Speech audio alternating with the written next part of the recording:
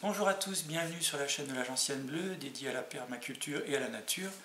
Aujourd'hui, je vais vous présenter un livre qui vient de sortir aux éditions Delachaux et Niestlé. Voilà, je vous le montre. Les insectes familiers à la loupe, 100 espèces de nos maisons et jardins. Donc l'auteur, c'est Matthias Helb. Il vit à Francfort, où il enseigne dans un lycée, et il fait partie d'une association de sauvegarde de la nature, où il travaille avec les jeunes et les enfants, ce qui lui tient à cœur. Donc c'est une noble tâche de faire découvrir les insectes aux plus jeunes. Alors le livre est très bien fait, on découvre les insectes les plus communs à découvrir dans la nature et aussi dans nos jardins.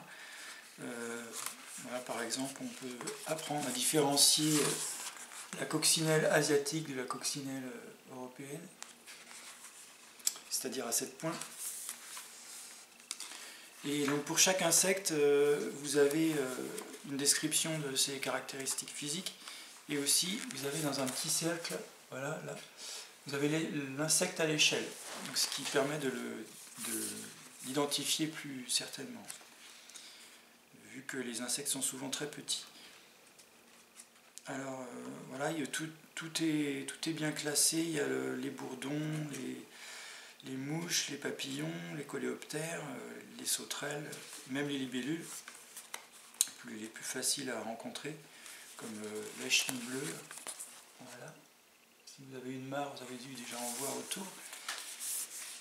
Ce livre est très complet. Pour démarrer dans l'étude des insectes, je le conseille parce que ça fait vraiment le tour de la question, et puis l'auteur transmet bien sa passion.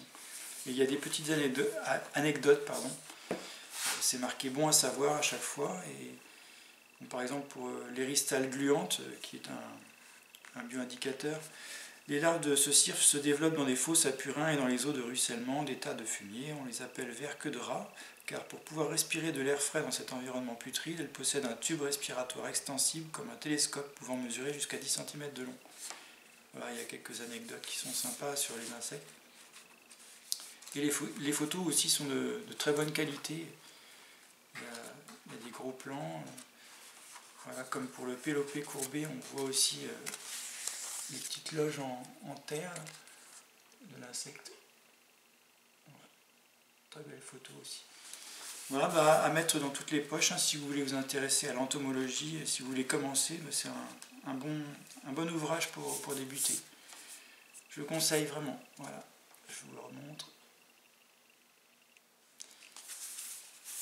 Et puis prochainement au printemps, parce que le printemps arrive, on fera quelques vidéos dans le jardin avant qu'il déménage. Je vous dis à bientôt, au revoir.